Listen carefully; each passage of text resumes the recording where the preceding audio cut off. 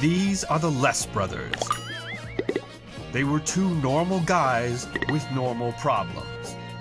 Except they were profoundly obsessed with food.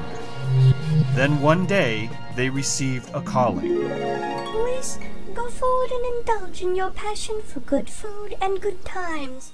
Learn and share what you find with the world around you. People will be happy. Join these clueless gourmets as they scour the planet in search of grub. They don't quite know what they're doing, and they've got a lot to learn. But that's why they're less experienced.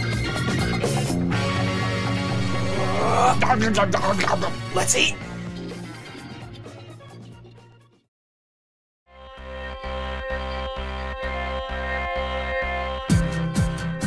So our mission is to find great food and to share our discoveries. One place we discovered years back is Hog Island Oyster Company. It's about an hour and a half north of San Francisco on Tamales Bay. Food is more than what's on your plate, man. Yeah. It's an amazing history. It's the foundation of economies. It's the common language. It's the secrets. It's the tools. Our first love. Yep. Yeah. We're going back to the source. We're going back to the farm, Vadan. We'll eat like our ancestors. Raw. Yeah, I like that. Up here, the beauty of land and sea meets the brains of 3 marine biologists to produce one hell of an oyster. This is the beginning of food. Unprocessed, uncooked, and fun to play with. It's what inspires us. Plus, Sirr's kind of crazy about oysters.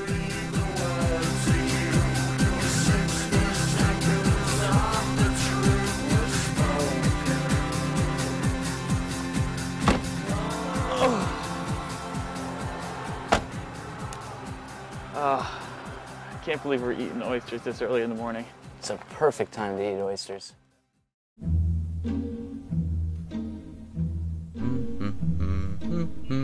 Hey, what's that?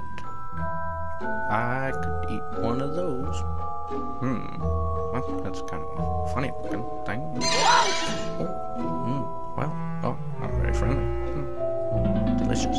Well, maybe. Hello? Hey.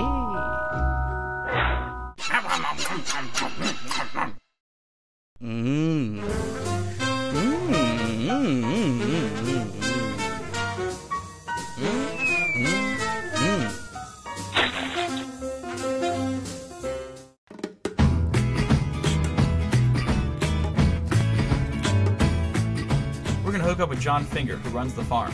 He's going to take us out on his boat and teach us about the life of an oysterman. Hey guys, how you doing? Hey, John, how you doing? Good to see you. Nice to meet you. Nice to meet you. All right.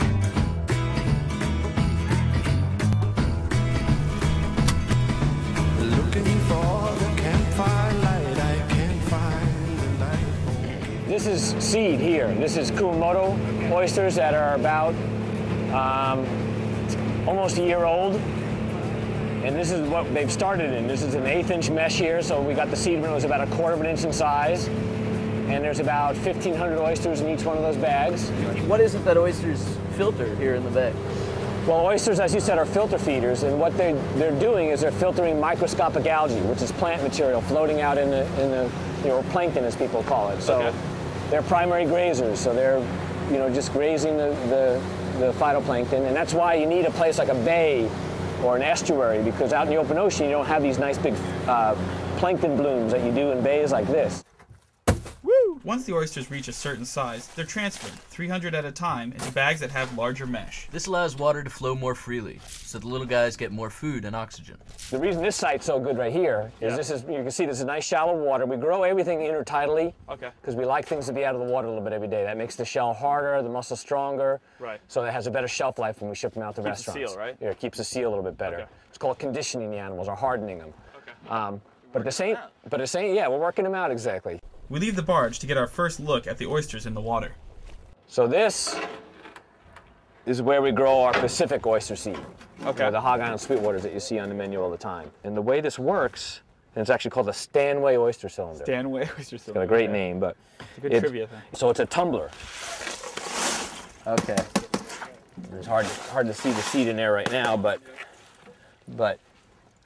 And so basically what that does, it just moves the shell around, and it just kind of it breaks off the leading edge and makes them cup up a little bit and be a better shaped oyster and a harder shelled oyster. And then from here, we'll still transfer them into the grot, into our rack and bag system. Okay. But it's just a different way of starting the oysters because they're faster growing. Like our extra small oyster that we sell the most of, which is about a 2 to 3 inch oyster. It's about a year old. Do you harvest different oysters year Yes. round, or is it? For instance, we grow and sell Pacific oysters year round, but we sell much more for eating raw and half shell in the wintertime and much more for barbecuing and cooking in the summertime. I see. Okay. The Atlantics and Kumamotos are both very good summer oysters, and that's why we grow them. Okay. This is a good look at our rack and bag system. And so now these are what size here? This is the grow out. So these are Pacific oysters that we'll probably be harvesting in another 2 to 3 months. Gotcha. Okay. You can see in here, there's about 200 of our Pacific oysters. Okay, way down from the 5,000 that were in one of those cylinders. Again, we're going to give them enough room to grow to market size. And you can see they're getting close to what we would consider an extra small. I mean, there's a few in there that are about extra small size. Right. So the lesson we've learned, when you look into a bag of oysters like this, and the size that pops out at you is one size bigger than most of what's in there. So you can't get excited, oh look, they're extra small. So you go, no, most of them aren't ready yet. So we produce about 3 million oysters a year off of that 160 acres, plus about another, I'd say 30 to 40,000 pounds of clams a year, which isn't real big. It's actually, we're sort of a small to medium size oyster company. I mean, you have to grow a few oysters to make a little money. Yeah.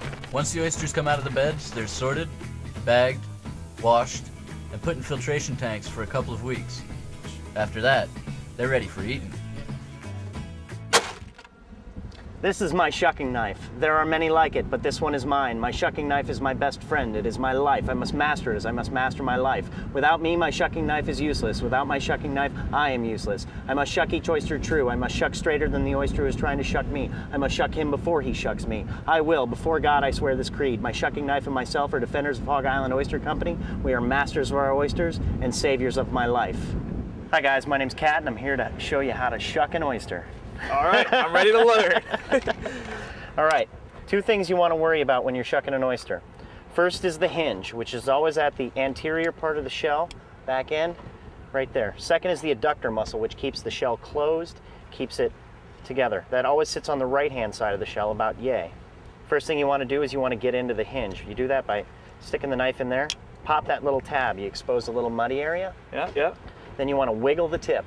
Wiggle the tip, and you don't need much. That's all you need. You stick the knife in any further than that, you're just making hamburger. All right, once you're in, pop, work the knife down this side of the shell, see the adductor muscle inside, and cut that off. You're in, scrape your grit out, take it down off the other side of the shell. She's free swimming and ready to eat. Tasty. You want to do the honors? Yeah. All right.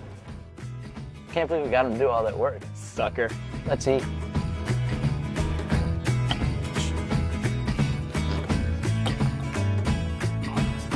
One more, Brian. Come on, one more. Do it.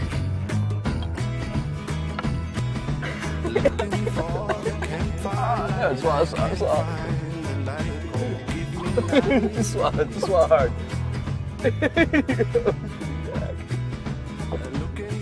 He's gonna